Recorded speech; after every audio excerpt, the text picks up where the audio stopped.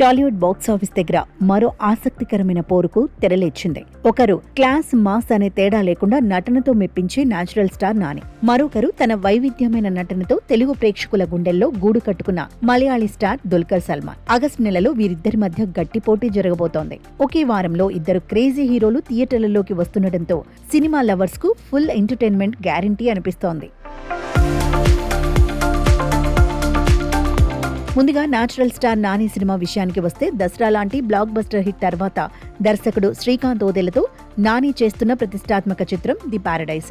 ఈ combination announce అయినప్పటి నుంచి అంచనాలు ఆకాశాన్ని తాకాయి. నిజానికి ఈ సినిమా ఈ ఏడాది మార్చి 26వ తేదీని ప్రేక్షకుల ముందుకు రావాల్సింది. కాకపోతే షూటింగ్ కాస్త ఆలస్యం కావడం, ఆ పైన పోస్ట్ ప్రొడక్షన్ పనులకు ఎక్కువ సమయం పట్టడంతో సినిమాను వాయిదా వేయాల్సి వచ్చింది. దాంతో ఈ సినిమా ఆగస్టు 21న రిలీజ్ అవుతుందని మేకర్స్ ప్రకటించారు.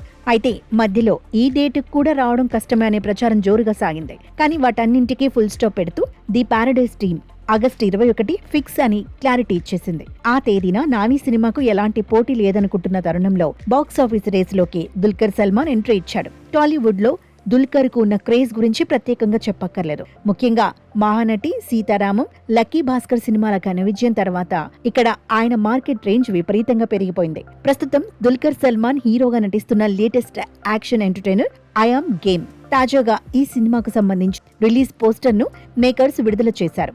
నాని ది పారడైజ్ రిలీజ్ కావడానికి సరిగ్గా ఒక్కరోజు ముందు, అంటే ఆగస్టు 20న ఐ యామ్ గేమ్ సినిమాను థియేటర్లలోకి తెచ్చేందుకు సన్నాహాలు చేస్తున్నారు. ఇక ఈ రెండు సినిమాల కంటెంట్ విషయానికి వస్తే దేనికదే చాలా ప్రత్యేకంగా కనిపిస్తోంది. ది పారడైజ్ చిత్రం పక్కా రా అండ్ రస్టిక్ డ్రామాగా తెరకెక్కుతోంది.